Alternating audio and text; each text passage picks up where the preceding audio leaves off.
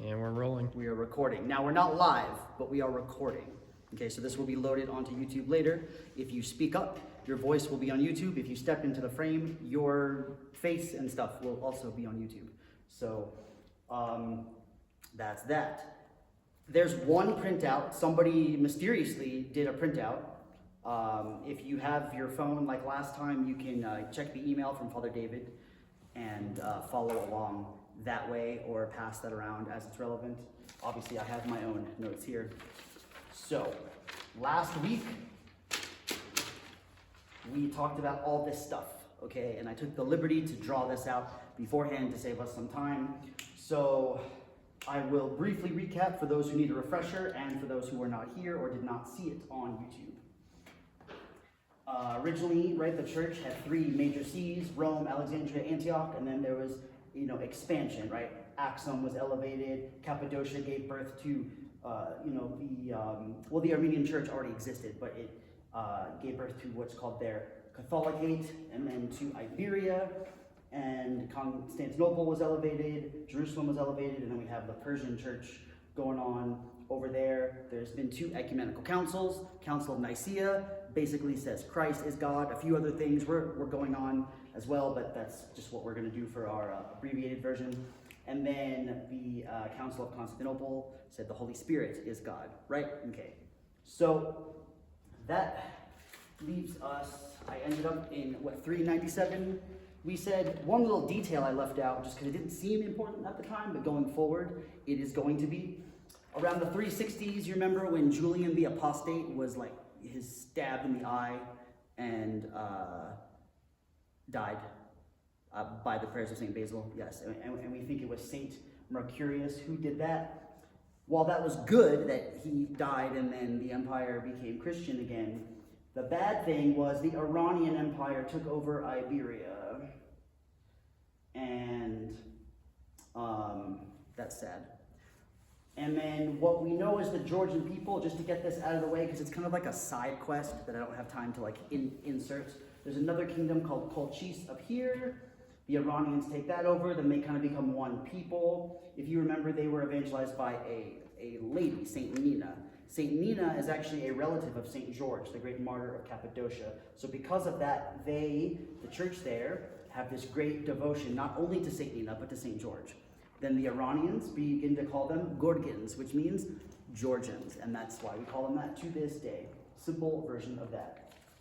So, we also left off on the Iranians taking a good chunk of Armenia, and the other smaller western part being under the Roman Empire, which most of this is under right now, except for Axum. They're their own kingdom. So, that's that. One really important thing that occurs in 405 is that Saint Mesrop, the translator, he invents the Armenian alphabet. The Armenians did not have an alphabet up until this time. And so this also further elevates their identity, especially being split between two empires. It's very important that they are their own people, right? They're not Romans, they're not Iranians or Persians, they are Armenians, and this will play in later.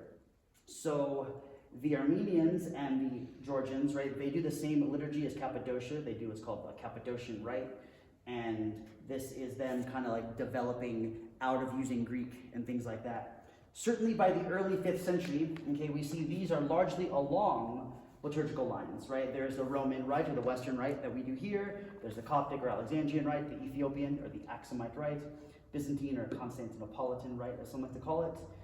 Antioch has the Syriac Rite, and then Jerusalem's kind of like a place of many rites because it always had a diverse amount of people there, and as I said last time, people move around and actually bring their rite with them. So this whole idea of this rite is limited to this region is really not a thing. That's why it's not so weird that we're Western Rite under the Greek Orthodox Patriarchate of Antioch in America right now, but that whole structure comes a bit later. And then, of course, the Persian church has the Assyrian or the Persian Rite. And certainly by this point, they're all using their local languages. Greek was the original language they would all use. But now there's West Syriac, East Syriac, Armenian, obviously. They're using Ge'ez, and they're using Coptic, and they're using Latin, of course. And this is all going to play a role in everything that transpires. I made one mistake last time that I'm going to correct right now because I'm going to mention Theodosius II, and I accidentally called Theodosius I the second last time. That was my mistake. Theodosius the Great is his grandfather. He's the one that made Christianity the state religion. So Theodosius II is now the emperor of the Romans, and he actually was crowned as an infant. And so his older sister, Pulchera, was also made regent so that, a baby was not ruling the empire. That's kind of hard. So, but she wasn't much older than him. So they obviously had advisors and things. While all that's going on, if you have the sheet or the thing in front of you on your phone, there's the Council of Seleucia Ctesiphon, convoked by King Yasgard I. And what this does, it legalizes Christianity in the Iranian Empire. Because the Iranian Empire, as we said last time, is Zoroastrian, which is effectively a form of paganism that narrows it down to two gods. And Yasgard himself is a bit more open-minded, right? His wife is actually Jewish, okay? And so he's open to them, he's open to the Christians, and this causes problems with the nobility, who are like, I get that you want to tolerate people, but this is a Zoroastrian empire. What are you doing over here? He reviews and he revises the structure of the Persian church and make sure like everyone's all on the same page there. He's like, this is the church in my empire. I want to make sure it's flowing well, okay?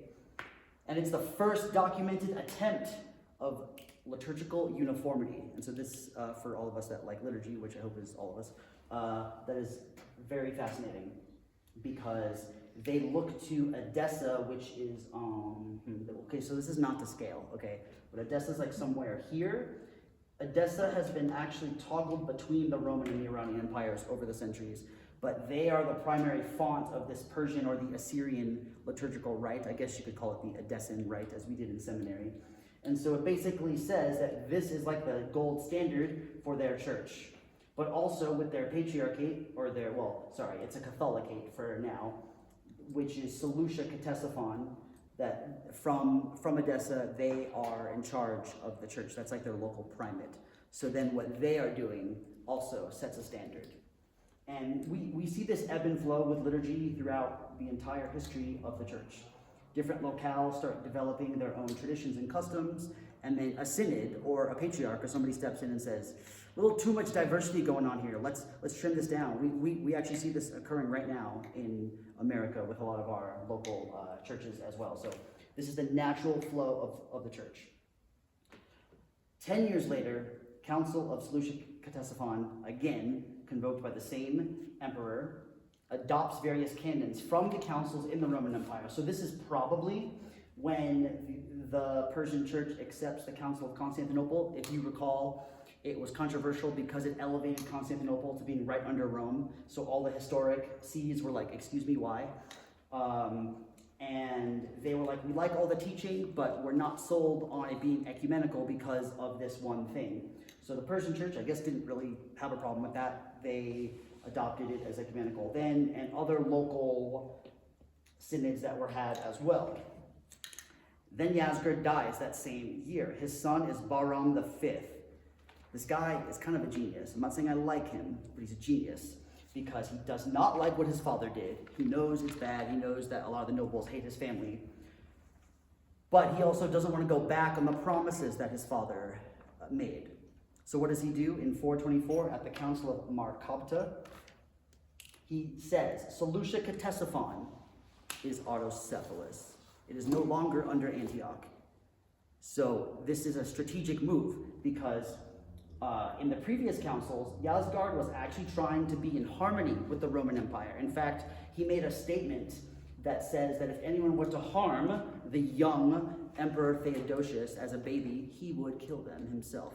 Okay, so he was kind of being protective of his fellow emperor. And I believe one of these earlier synods refers to the Iranian and the Roman empires as like the two great lights of the world or something along those lines. So if Yasgard had stayed alive, maybe even baptized, things would have looked really different, but that's not what happened.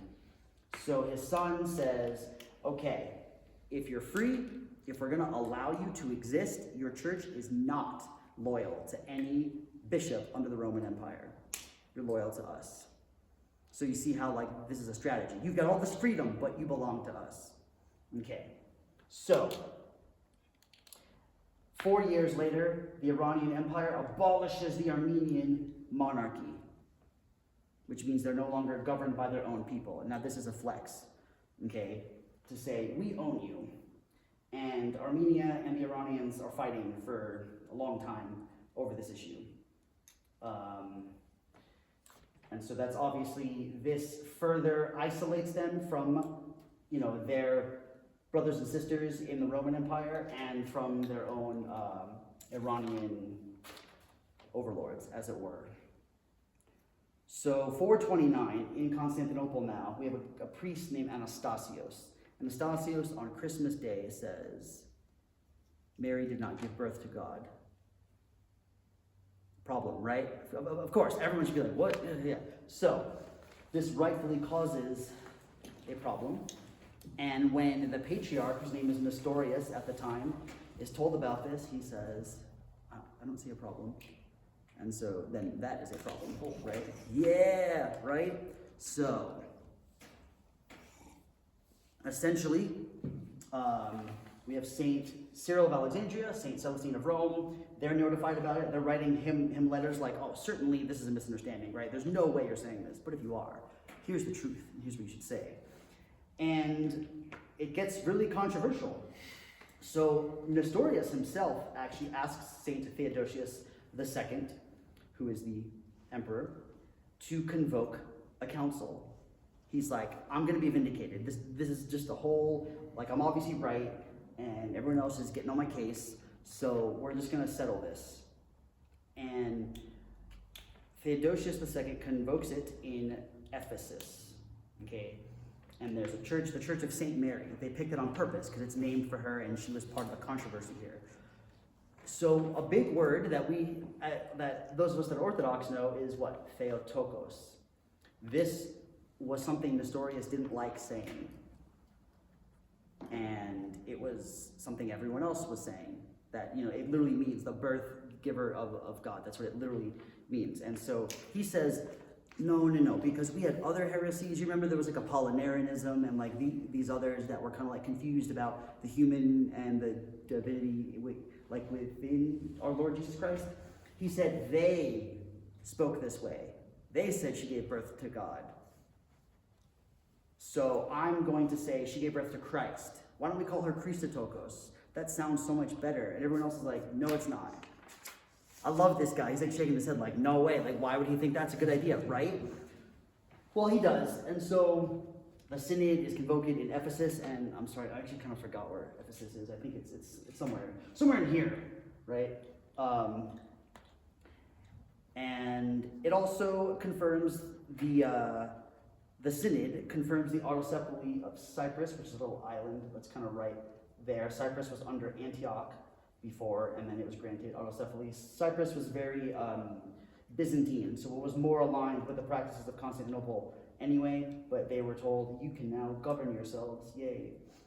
Antioch no longer had to ordain the bishops for them, right? That was the primary function of these major sees. It also condemned a heresy called Messalinism, which basically was that God was a trinity, but then he like became one hypostasis. You remember last time we talked about hypostasis in person, and I'm probably going to have to actually go over that again with this controversy as well, because Nestorius says that Christ is two hypostases, but one person.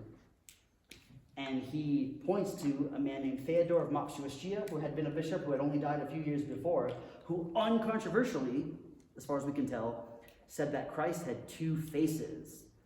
The word was prosopon, which is now the word we use for person, okay? So he says, well, if Theodore, the great interpreter of Scripture, because that's what he was known for as well, says that Christ has two faces, why can't I say he has two hypostases? And we're going to circle back to that, because some really exciting things happen. But basically, at the council, Nestorius does not show up on time. And, strong story. Right.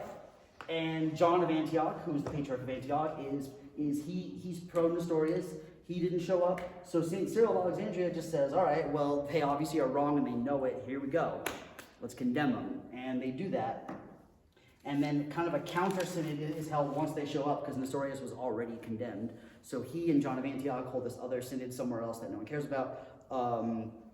And a lot of back and forth goes on. But basically in 433, so 2 years later, St. Cyril and John, the Patriarch of Antioch, they actually reconcile. They have what's called the formula of reunion.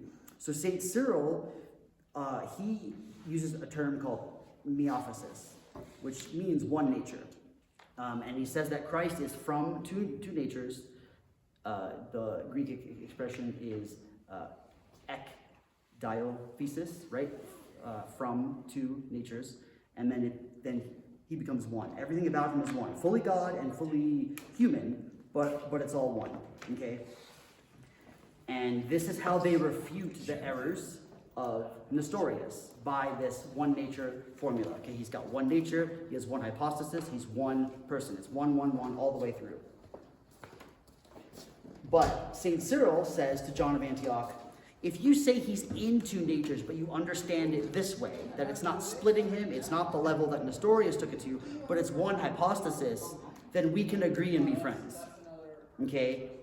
I wouldn't call that a compromise, but that's what we would say now, right? It was a compromise. It was more like acknowledging that there's more than one way to talk about a mystery, okay? So that's what they do. And this does not sit right with some people, such as a character named Theodoret of Cyrus and a few others. So, does anyone have any questions so far? Because it's about to get really heavy, and I have to actually pick which people I'm going to leave out and stuff. So, yeah, what's up? So was there, did they come to the table with some kind of backing or evidence for their assertion? You mean the Nestorian party? Mm-hmm. Well, right, so they had Theodore of Mopsuestia. And Theodore of Mopsuestia was the teacher of St. John Chrysostom. Many others studied under him and came out just fine. Right, so hearing wait, they got this from Theodore of Mopsuestia, people are scratching their head and going let's go back and reevaluate this guy, you know. And so he becomes a big player after his death in some of the other things that are about to arise. Because it seems like, I'm trying to figure out, it when you look at it, it seems absurd. Is that only because we have all this historical context, or even in that time, it could people be what is he talking about? So I'll say this as fair as I can be, and I know I explained it in kind of a bouncy way. The bottom line is Nestorius says heretics said miaphysis. Heretics said she was Theotokos. Heretics said she gave birth to God. So we shouldn't speak that way. However, my guy Theodore over here, he says Christ has two faces. So why can't I just say he has two hypostases? So that's like the best steel man, as they call it now, that I can give for this guy. So I can actually understand in his head why he thinks this makes sense. And he was causing other problems too, because Saint Pulchera, she would receive in the altar like the emperors would, but because she was a woman, he didn't like that, and he barred her one time. And so, they had this whole thing she's a bad person and she's trying to run things and, etc. So there was some politics at play as well. But in terms of the theology, yeah, that was kind of his best argument, was heretics use this language that you're all using, and at least one revered father, possibly others, that we all love and never condemned, spoke similarly to me and my guy Anastasios, right? His priest at, I think it was probably his cathedral, if I'm not mistaken. So he wanted to defend his boys. And the fact that at least at first the Patriarch of Antioch had his back, does show maybe there was a discussion to be had. But then he repented. Everyone else in the church here also accepted it. When Armenia, who couldn't come because they were fighting with the Iranians, when they heard about the teachings of Ephesus, they immediately were like, yes, this is the truth. This is the way. However, the Persian church did not have the same attitude. They did not like it. They did not accept it. And, so we're about to get into that. Nestorius is exiled to Egypt, which is hilarious, right? Because that's where St. Cyril is. So he's like, So his biggest opponent, he has to go now live in his vicinity. Nestorius did die in the church, though. He wasn't excommunicated. He was defrocked, I think. So he wasn't a bishop. He just got reduced to a simple monk. But he did technically die within the church. Unlike some of these other heretics we spoke about last time, who died outside the church. And a lot of those guys are still around. The Arians, they're mostly in the West now, but they're doing all kinds of things. They're trying to take over Rome. And so while all this is going on, Rome is having to deal with Arians still. So we have, in Constantinople, again, we have a guy named, in English we call him Eutyches. So I guess it was like Evtychios, right, in Greek. And he says, in reaction to the Nestorian thing, he's like, guys, clearly what happened is Christ's humanity was swallowed up by his divinity. And so this is another problem. So the replacement for Nestorius by then is Saint Flavian of Constantinople. And he's like, what did you just say? So he calls on him. And the thing is, Saint Flavian says, look, say to my face, Christ is in two natures, and this will all be over. And Eutyches is like, I'm not going to say that. St. Cyril said one nature from two natures, but he was one nature. And this is what we vindicated at the Council of Ephesus. But Flavian says, well, but the agreement with John of Antioch says that both are fine. So just say it. And he won't say it. So he's like, fine, your excommunication stands. And you remember last time I was talking about how Rome and Alexandria were kind of like the court of appeals? So that's what Eutychius does. He writes to Rome and Alexandria and says, help me. So St. Leo of Rome writes a tome that explains this, how Christ is fully God and fully man, and he says, in two natures, and he explains, like, because of his divinity, he can do this. Because of his humanity, he can do that. But he's like one still, okay? He is in two natures, but he's one hypostasis, one person. Now, Dioscorus, who was the Pope of Alexandria at the time, he takes more sympathy on Evtychios. And so they have a council in Ephesus, and this is called Ephesus II, in 449. The same emperor who did Ephesus I, right, St. Theodosius II, he also convokes this. And basically the council, the representatives from Rome who come, they refused to read the Tome of Leo. I think some already caught wind of what it was going to say, and they said, no, we're not going to read that. And they reinstate Evtychios. And of course, like Flavian and the assembly from Constantinople is like, what is this? This is not how things are done. And so, it also deposes this guy named Ebus of Edessa, who was a great teacher for many people, who also emphasized, the duality of Christ, if you will. And it also condemns Theodore of Mopsuestia. Remember him? Yeah, so it condemns him. And it condemns a bunch of other people that basically taught like Christ was two or into or did two. Like they're just getting rid of all the people that have any concept of two within our Lord. And a mob attacks Saint Flavian, and he dies a few days later from his injuries. And so we venerate Flavian as a martyr because he was killed at the synod. And rumors start flying.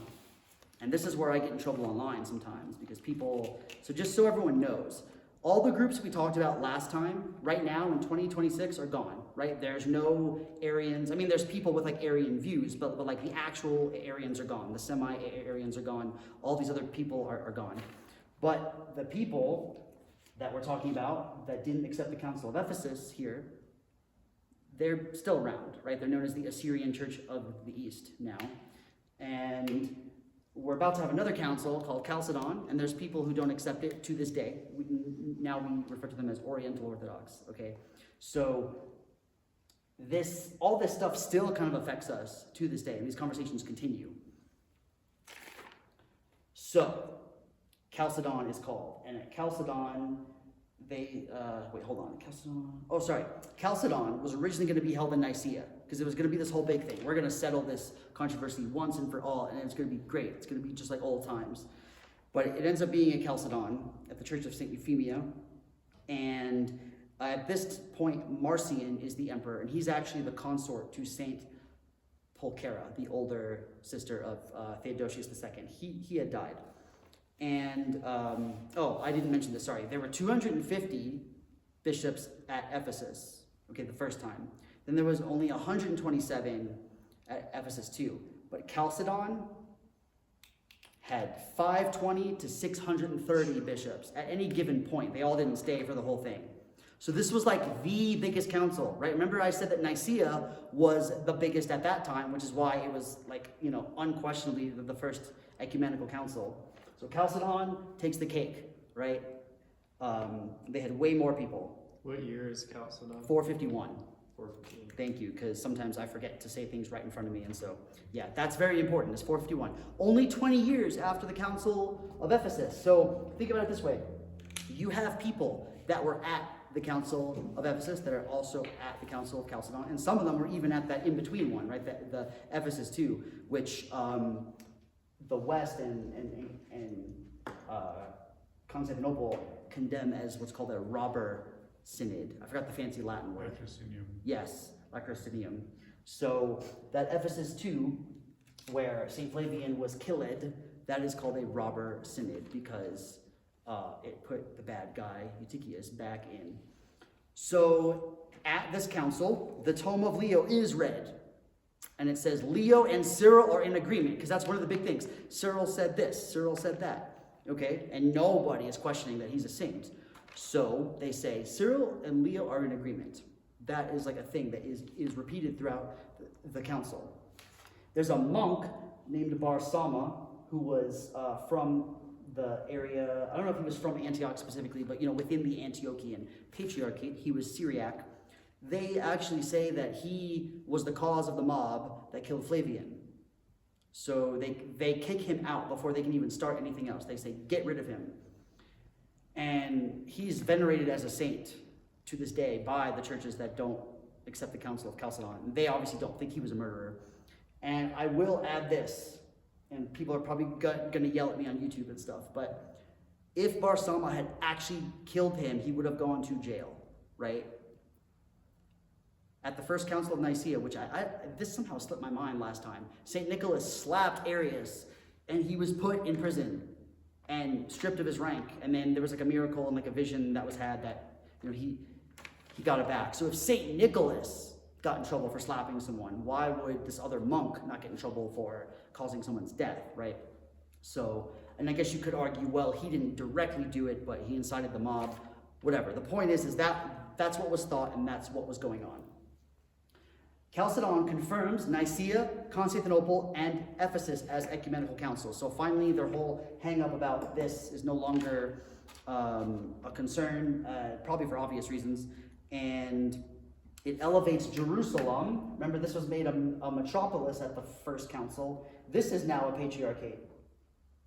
So this is sort of, what when we talk about orthodoxy prior to the much later schism with the West, right? We talk about the Pentarchy, Rome, Alexandria, Constantinople, Antioch, and Jerusalem. That's when that's set at the Council of Chalcedon, because this is now made a patriarchal see. And of course, it condemns Ephesus too, right? So this is where we're like, that was a robber synod, that was a whole big mess. I can't believe this happened. And so Theodoret of Cyrus, who was one of the people that was deposed at Ephesus too, who, remember, was against St. Cyril, he's reinstated at Chalcedon. And he agrees finally to condemn Nestorius, but they have to coax him to do it. They're like, come on, man, your boy John of Antioch did this, but it broke their friendship, right? But then he finally did it, and that's that. However, Dioscorus, who, again, the Pope and Patriarch of Alexandria, he's at Chalcedon, and he doesn't like a lot of what's going on. So he stands up, and he says, okay, Eutychios, if he's a heretic, he deserves to go to hell. I'm out of here, right? He pretty much just throws his hands up. And there's some documentation, especially in like the popular like Synaxaria or Lives of the Saints in the Coptic and the Ethiopian churches, that he showed up and he was like, why are so many people here? Like, what are you trying to do, right? So he really didn't like what was going on the whole time. So we deposed Dioscorus for leaving the council, and we instate a guy named Saint Proterius in Alexandria. Okay. So the following year, Nestorius, who's here in Alexandria as well, oh, I guess I don't really need to write his name, but I'll do it anyway. He's there. He writes a thing called the Bazaar of Heraclides. And you know what he says in that? It's a very bizarre document. But no, it actually really is. But he says, oh yes, Chalcedon. That's what I was trying to say the whole time. So in Alexandria, they hear this and they're like, are you serious? Are you serious right now? No way. We really won't accept this now if Nestorius likes it. And then Nestorius dies actually that same year. And basically, what the formula of the Council of Chalcedon is, it highlights in two natures, right? The other thing that I was saying before. And so Alexandria didn't like this, and some people in Antioch actually didn't like this either. And so there's this big controversy that is going on, even though, as I've just indicated, saints that we all recognize used either formula, okay? But now it's become, no, you gotta double down on this. And so we rightfully condemn the Eutychian heresy as what's called monophysitism. So mia versus mono in Greek, mono is like a radical oneness. It means only, okay? There's a hymn that's done in the Byzantine liturgy and in some other rites that's only begotten son, okay? In Greek, it's monogenesis, right? Only begotten. But mia leaves room for things. It's a oneness, but again, Saint Cyril, who we all venerate, says mia physis, which means it's one nature, but he explains how in that one nature it's fully human and fully God, okay? But Eutychius is rightfully condemned as a monophysite, but then these other guys who want to accept the council, they get the label slapped on them too. And that is why that persists. Meanwhile, 457, Patriarch Babawai of Seleucia Ctesiphon, or the Persian church, he hears about all this stuff. And he writes to Rome and Constantinople and says, I'm with you. Ephesus and Chalcedon, I'm good with it. Got some guys over here who aren't really so good with Ephesus. Chalcedon, they're a little better with, but I'm with you. And then St. Proterius, the guy I said that was put in Alexandria, he is also killed by a mob. And there's different accounts of this. Some people say Chalcedonians and non-Chalcedonians were fighting each other, and he tried to break them up, and he got swallowed up in it, just like Eutychius said happened to the humanity of Christ. Others say it was a complete non-Chalcedonian thing. The point is like there was a lot of violence over this stuff. People were very, very angry. And there was another synod in 475, Ephesus 3. So at this point, Antioch and Alexandria are pretty much entirely non-Chalcedonian, okay? Which is kind of ironic because Antioch before was kind of like leaning Nestorian a little bit, right? But now they're actually going the other way. And they convoke another council in Ephesus with, oh yeah, no one has the sheet except for you guys. So with 500 to 700 bishops at any given time. So this rivals Chalcedon. Isn't this getting exciting? Basilicus is the emperor who convokes this at that time, and they condemn monophysitism and the Eutychian heresy. They say, we do not deny the humanity of Christ. We do not believe his humanity was swallowed up. No way, this is not what St. Cyril taught, this is not what any of our other fathers taught. We actually condemn this. We also confirm Nicaea, Constantinople, and Ephesus as ecumenical councils. But you know what else we do? We condemn the Council of Chalcedon. So like affirming all this stuff that was affirmed at Chalcedon, but then also like, but we don't like the formula. We don't like the into natures formula. We're not about that. And then the following year, Rome itself is actually still a part of the empire. But most of the rest of the West no longer is, right? The western half, essentially, of the empire falls. There's all kinds of barbarian tribes. If I were to include all of them, this would have been like a separate lecture. But I forgot who was the actual, was it one of the Huns or like a Germanic tribe that actually took over that part of the empire? There were all kinds. Yeah, yeah, because from this point, a lot of the West that was part of the Roman Empire gets broken up into all these kingdoms. You got Goths and Visigoths and like semi-Goths and other and like extra Goths. Or, yeah, I don't know. And Burgundians and stuff. And the coolest / not coolest part about the whole thing, those tribes are some kind of Christian. You know what kind of Christian they are? Arian. So not cool, not at all. We wouldn't even consider that to be Christian, but I'm being generous here. So Arianism basically killed the western part of the empire. We can just say that, okay? Any questions? What year? So, sorry, 476. I thought I said the following year. If I didn't, I'm sorry. No, that's 476. okay, maybe I was- Okay, yeah, it's fine. The video will tell us later, but we can't stop it now. Okay, so what's my time so far? 35 minutes. Okay, I can wrap this up real quick. Basically, 482, Emperor Zeno, he issues the Henoticon. Heno is another Greek word for one. And it literally means like a unity. So it was sort of a, I don't know if pun is the right word, but it was a play on the words. Because he was trying to unite the factions in the empire that didn't agree, but also what they didn't agree on was how Christ was one. Okay? And it's also known as the Act of Union. It affirms Nicaea and Constantinople, right? It condemns Nestorius and Eutyches, but it avoids any language of physis or nature, right? That's what that, it just avoids that language completely. And it has a mixed reception, as you can imagine. Now, Baba Y, the patriarch of the Persian church, 2 years later, 484, he is executed because another guy named Bar Sama, I really find people with that name are so problematic in history. It literally means like son of fasting. You would think these would be like the most pious people, but they're always connected to some kind of trouble. So Bar Sama of Nisibis, who is like super into like, we protect Nestorius, he tells the Iranian emperor that Patriarch Baba Y is a traitor to the empire. Because he wants to align himself with the Romans. That's how he plays it. So the emperor's like, yeah, no, I'm definitely gonna kill him. So he does that, and then they hold a synod where, it's called the Synod of Beth Lapat, where Bar Sama of Nisibis presides with the Iranian emperor at the time, whose name is Peroz I, if anyone cares.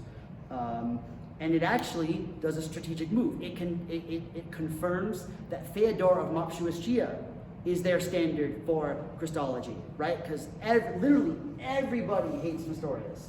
Chalcedonian and non-Chalcedonian alike hate that guy. So strategic move is, let's get the guy that other people we think still might like, because that's who Nestorius said he was getting his information from. And Constantinople, also in 484, will not condemn Antioch and Alexandria. They say, look, let's just wait on this, okay? Maybe the Henoticon's kind of a good thing. We just don't talk about it. The patriarch's name was Acacius. Funny enough, Acacius is a saint for the Oriental Orthodox, the non-Chalcedonians. He's not a saint for us. And obviously the schism got named for him. So he wants to wait it out, but Rome's like, no, you need to make a decision now. And he's like, well, I'm not gonna do that. So Rome breaks communion with Constantinople. Is that the first time in history? It is. Yes. This is the first major break between Rome. Come on, whatever you get it. So, the first major break between Rome and Constantinople, because he will not condemn these two. Jerusalem's being kind of quiet, but Jerusalem is sort of like a party to Constantinople. But they're kind of being quiet about the issue right now. Like literally information about Jerusalem during that schism is hard to come by. So, but they definitely know these two are non-Chalcedonian, and that is why this whole thing is happening. At the same time, a year later, the new patriarch of the Persian church, his name also is Acacius. Isn't that awesome? And he writes letters to Rome and Constantinople, just like Baba Y did before him, and says, I'm with you guys. Totally, yeah, I know my predecessor got killed. That was like a problem, but hey, I stand with him, I stand with you guys. I'm in communion with both of you, but they're not even in communion with each other. Mm-hmm. So I don't even know if he got responded to. He's just like, I got this. And there are still various local synods in the Persian church undermining, though, what that patriarch is trying to do.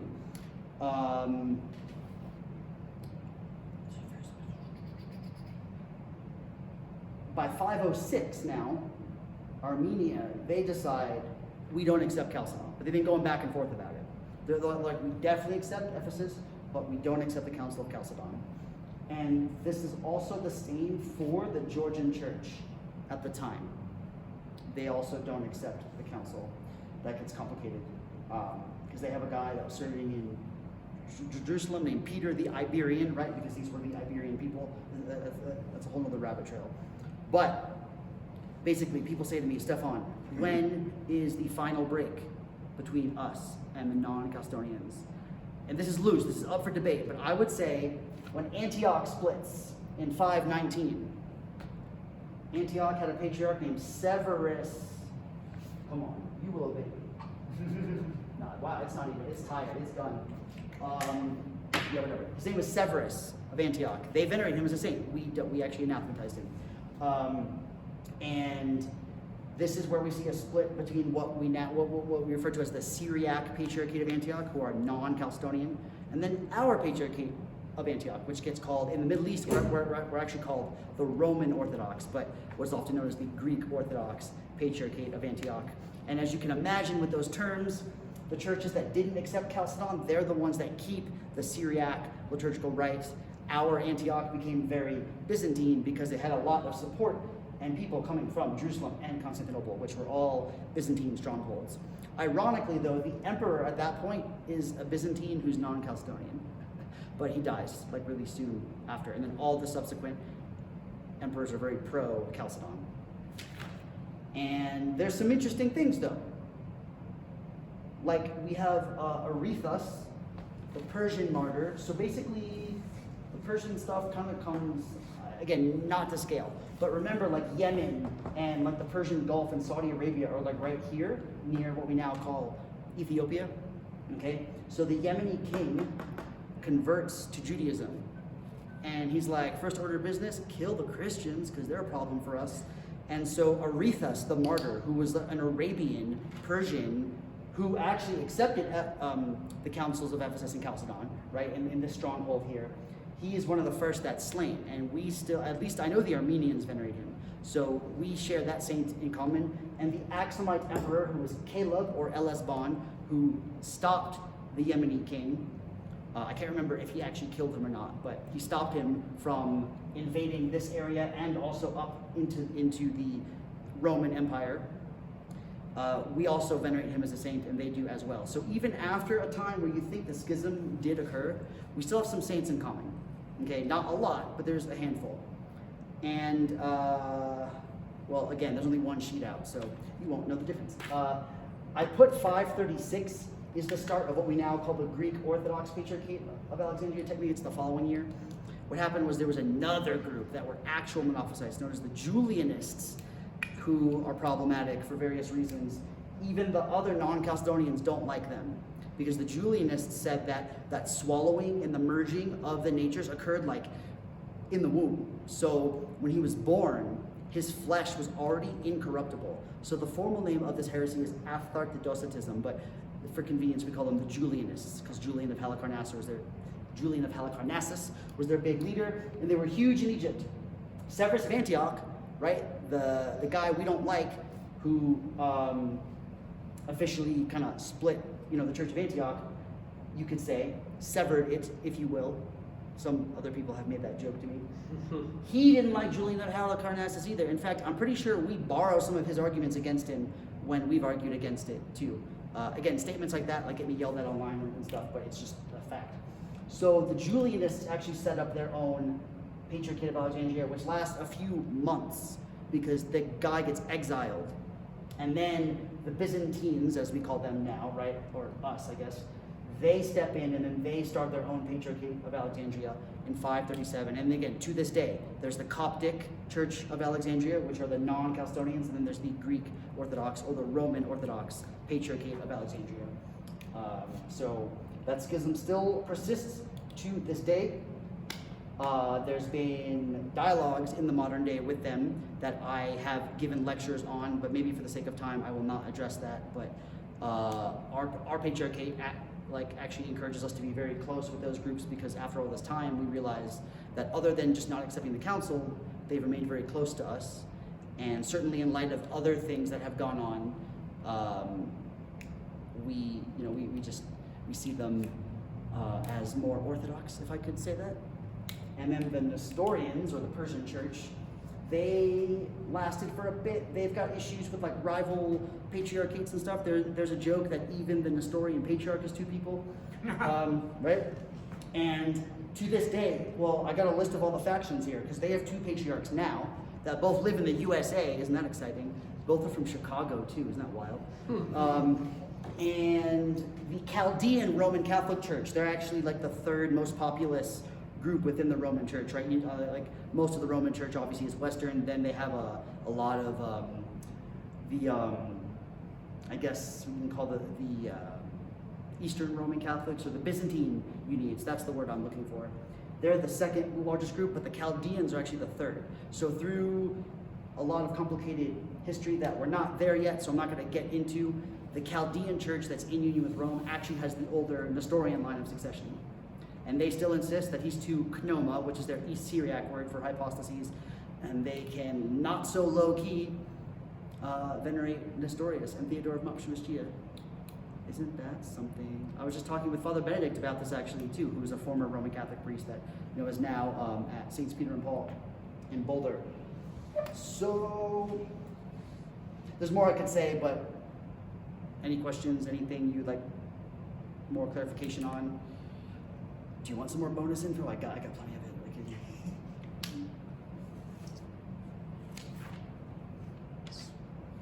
Maybe I'll ask a question. Yeah. I don't want to go too far off the rails, but the development of the traditions of the Western Rite and the Eastern Rite, even excluding, the Coptic or the Oriental Church, you suggested that the genesis of that was kind of a part of this timeline that you've gone through.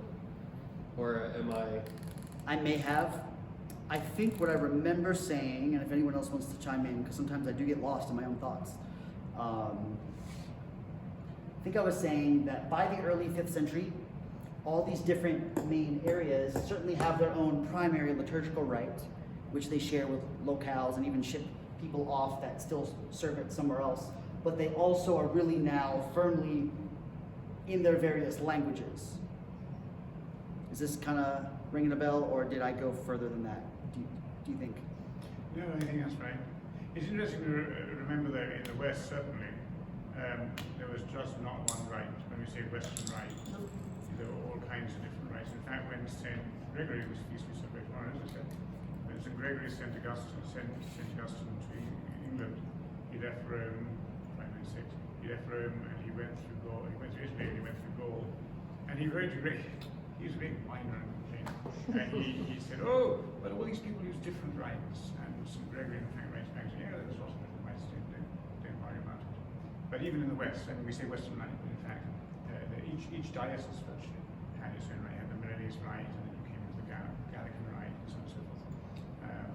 But in fact, it's very interesting, I'm keen to maintain this, that Augustine brought the Roman Rite to the shores of Great Britain, the shores of Great Britain now, to the shores of England.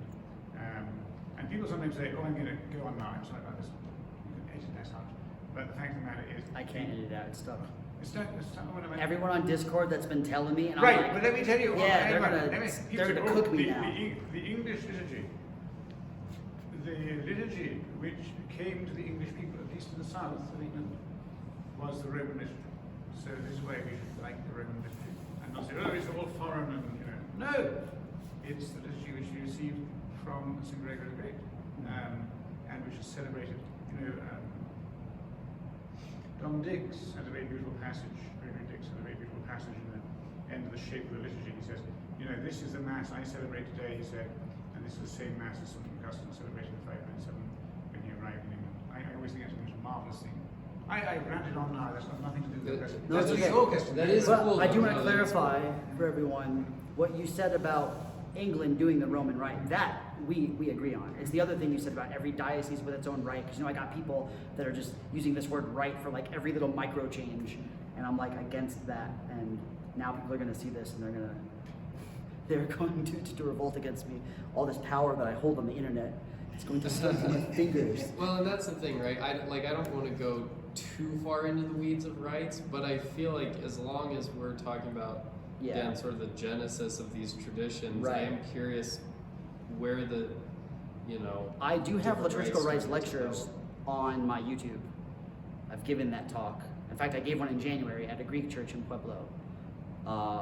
So I can unpack this a little bit more. I'm not going to go super in depth like I would if I was giving a liturgical talk. But if everyone cares enough and your attention is still with me, I can, I can tackle that a bit. What do we got here? We're at 50. Just 5 minutes. 5 minutes. Yes. Okay.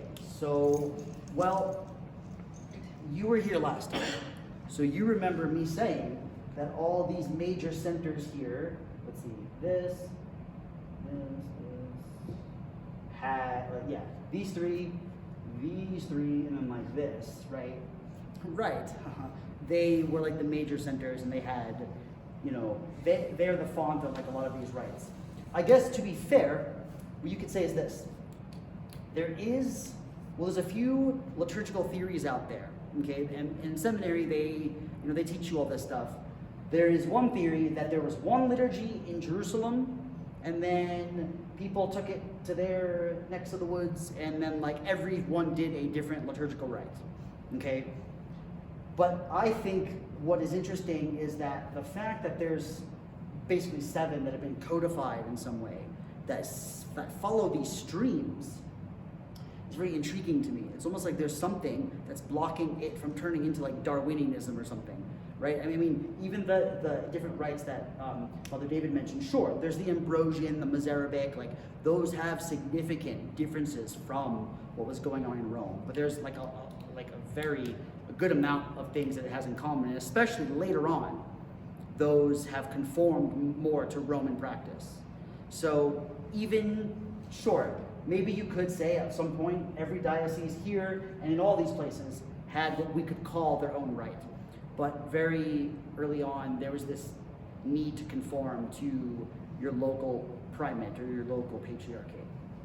And so that's kind of where that came from. And we see here, right, the Cappadocian rite came over here, and just a little spoiler, because of the Chalcedon thing, Cappadocia becomes Byzantine. And so what we now call the Armenian rite was actually the rite of Cappadocia and like Anatolia and of Georgia, but the Armenians are the only ones that are retaining it right now because of everything that happened. So Chalcedon is definitely, I guess, sort of to swing back to what you were initially asking. Chalcedon becomes a thing where, like, if you're in the East and you are Byzantine, or sorry, if you accept Chalcedon, then you are Byzantine, right? They kind of become synonymous. The non-Chalcedonians begin to refer to the Byzantines as Melkites, the king's people. That's where that term comes from. That's why you hear it called the Melkite rite sometimes, okay? Because it became the imperial rite. And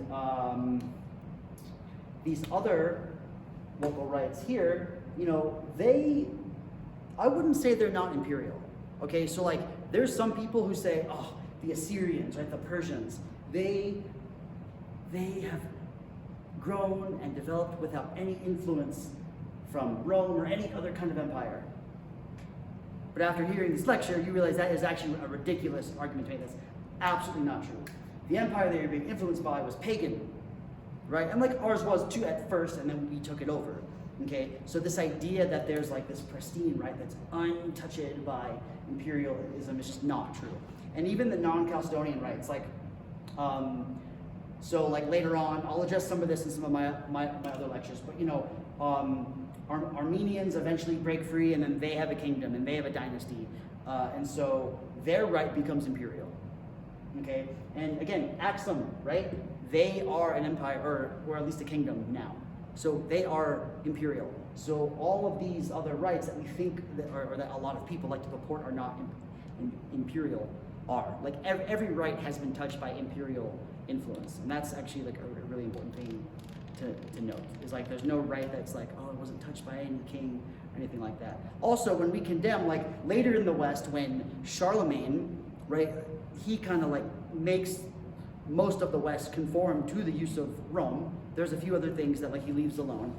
We're like, oh, evil, big bad Charlemagne. It's like, bro, our emperors are doing the same thing. Well, I say our, but we're all of Western stock here.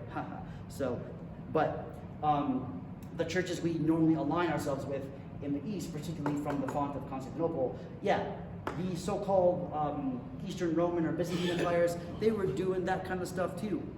And there was all kinds of people in charge that were like, stop doing this local thing, you weirdos, do what we're doing over here.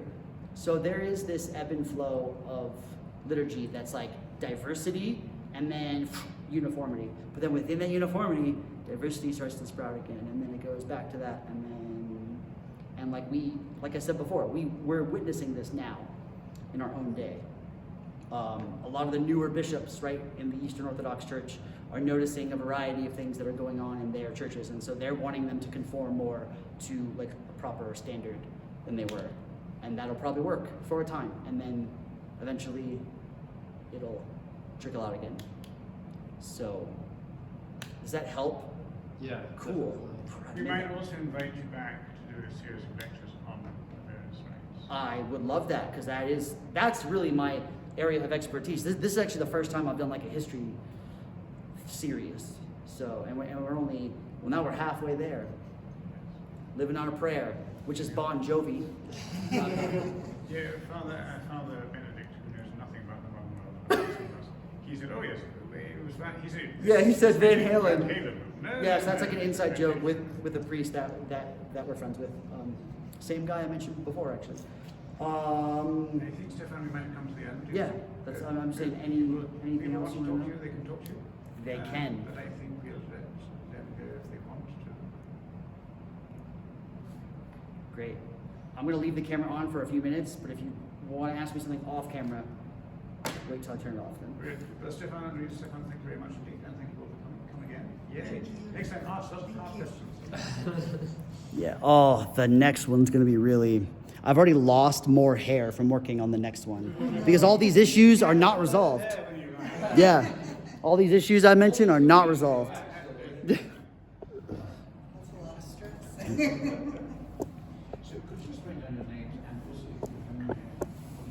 Maybe I could actually draw the sort of peoples that where's the bin of marker? It's over here. Just to give a visual for people. Yeah, so we got a split line there, a split line there, and another one. Yeah. Okay. That's the thing. Should I like label them? Yeah, maybe. Like Coptic, Greek, Syriac, Greek, you know, that kind of thing. This becomes Greek, just takes over. Something like that.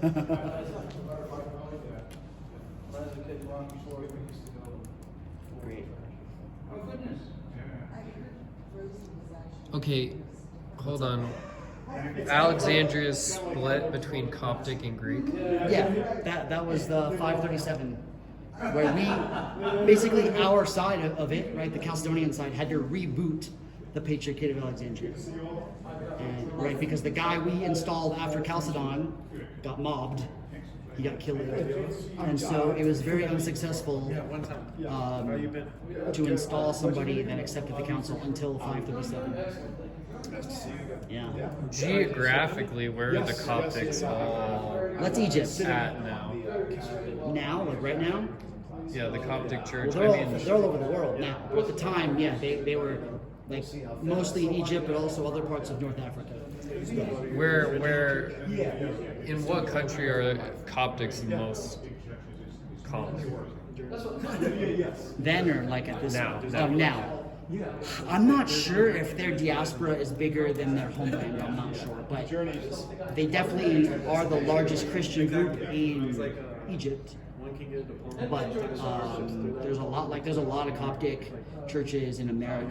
I mean, all these groups, right? Aren't there other Coptic churches in North Africa? Or Coptic all throughout Africa. groups of Coptics in? Is there any? What's the second behind Egypt? See you later. All right, I'm gonna head out. All right. Good stuff, man. Thank you. I'll talk to you later. What about Jack? See ya. Second behind Egypt in terms of actual Coptic population. I'm not sure. I would need to check on that. I would assume it's a diasporal thing, though. If the number is higher in Egypt, which I'm only assuming, I'm not even sure about. I'll have to check that for you. But because there's plenty in America and in Europe. Of Coptics? Oh yeah. Really? I've been to a ton of services that are Coptic. There's actually one in Centennial, right here in Colorado. How does it compare to Eastern Orthodox? Well, they don't accept Chalcedon. That's not well, yeah. In terms of the liturgy, does it look significantly different? Yeah, like yes and no. Like you would recognize stuff.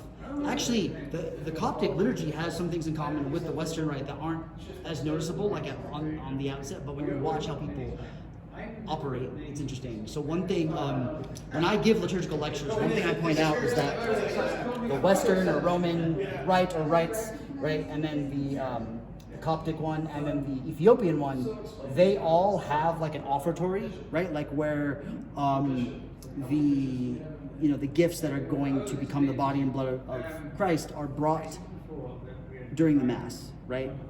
But these rites, okay, the Greek, the Syriac, the Armenian, and the Assyrian, right? They all have a distinct service that technically happens before their divine liturgy, where they prepare it beforehand. Whereas these three rites prepare it inside the context of the Mass. So that's a very interesting thing that is done. And I need to dive more into the history on that, but that's why they usually get grouped that way, like when you're taught them in seminary. But yeah, like all of these groups, like right here in America, we have Coptic churches, we have Syriac churches, we have Armenian churches. I lived at the Armenian seminary for 2 years when I was a seminarian, the last 2 of my 5. Obviously, and of course, Ethiopia. Well, there's an Ethiopian restaurant not too far from here. They have churches in like Aurora, and there's an Eritrean group, which is like, at the time, Eritrea would have been part of the Axumite thing, but now they're a separate country. But they do the same liturgy as the Ethiopians. There's a group of Eritreans that actually meet at St. Mark's in Denver on Saturday mornings. So even though we're not in communion with them, we do let them use our churches.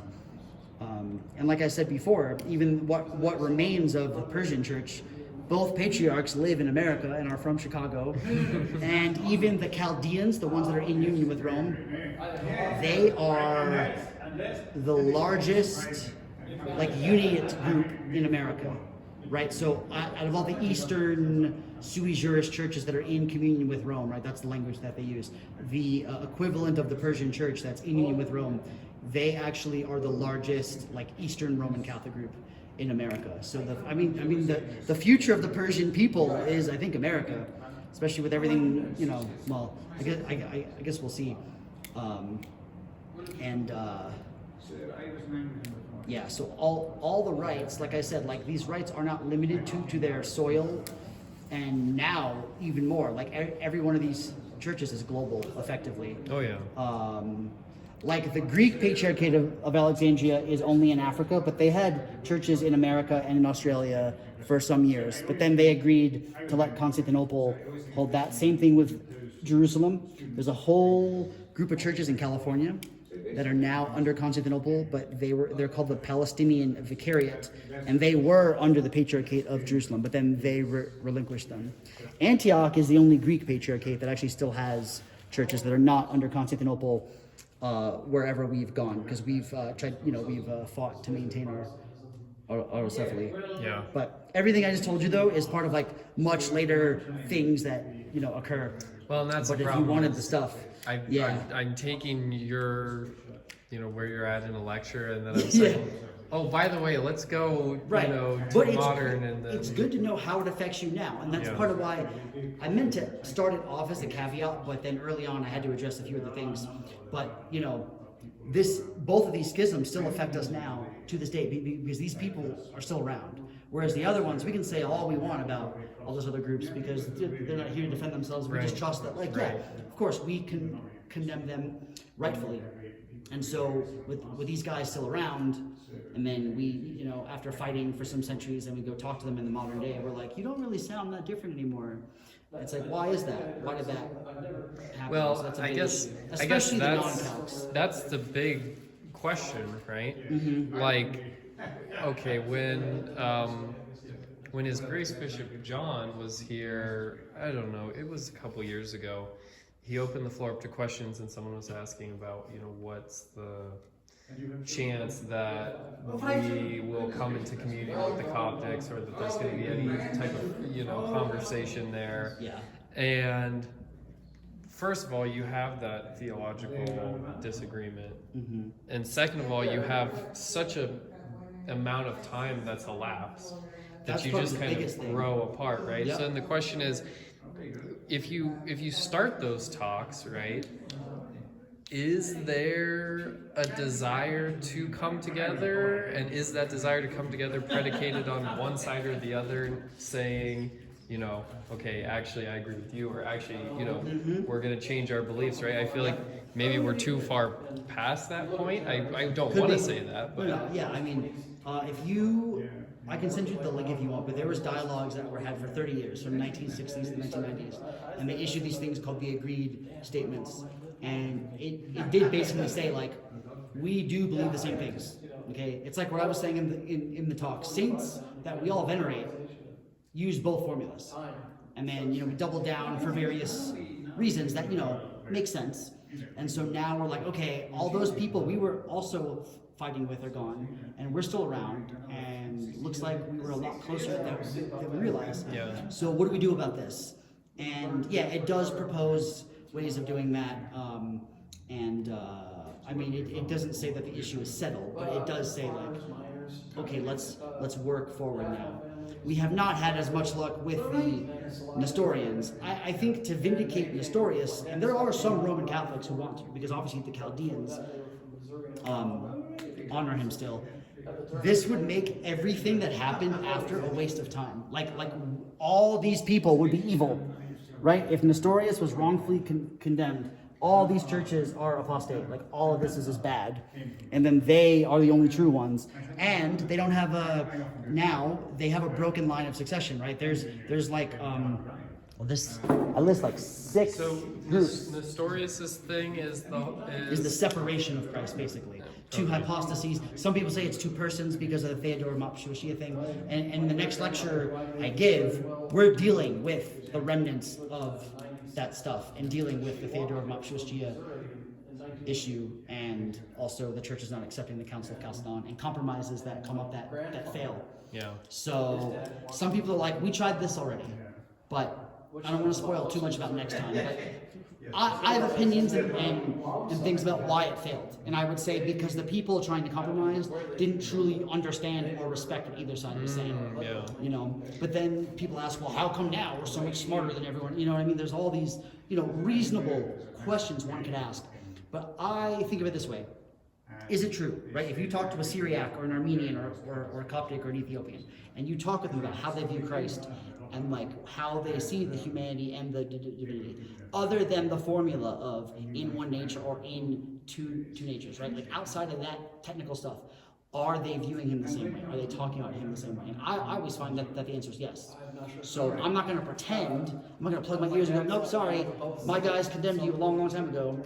And I'm not saying I'm smarter than the saints or anything like that. I mean, I would never dare say something like that. But there's reasons all this went down. Well, and we do kind of have that 2020 hindsight to a certain extent, right? The Yes. communication is better. We've had time to analyze some of this stuff. Long time. Right. Yeah. So I can definitely see where you're coming from with all that. Yeah, and some of that I'll approach in the next lecture too, because the conversation does not end at the end in the middle of the 6th century. It Oh, keeps sure, going. no, of It course. keeps going. So Well, and it seems, as we're making a study of all these different things, the nature of Christ keeps coming back up as a reason why people, Yes. are having problems with each other. Right. I mean, at the first two councils, it was settling what the Trinity is, basically. Okay, now we all agree and we're friends. Okay, how does humanity and divinity work within Christ, right? That's what these two were about. Yeah. And the next two, as you'll see, are cleanup from all of that. The Catholic and Orthodox split is. Poland and Germany. What's the major? Well, Orthodox are real Catholics, so there is no Catholic and Orthodox. The Roman Catholic. The Roman and the Eastern split or whatever. Yeah. Yeah, so that, I'm going to end this this series probably right before that happens. I might include some of it. It just depends how much I can fit in. Yeah. But we're going to see problems happening between Rome and the East, particularly Constantinople, but also others, as this stuff unfolds as well.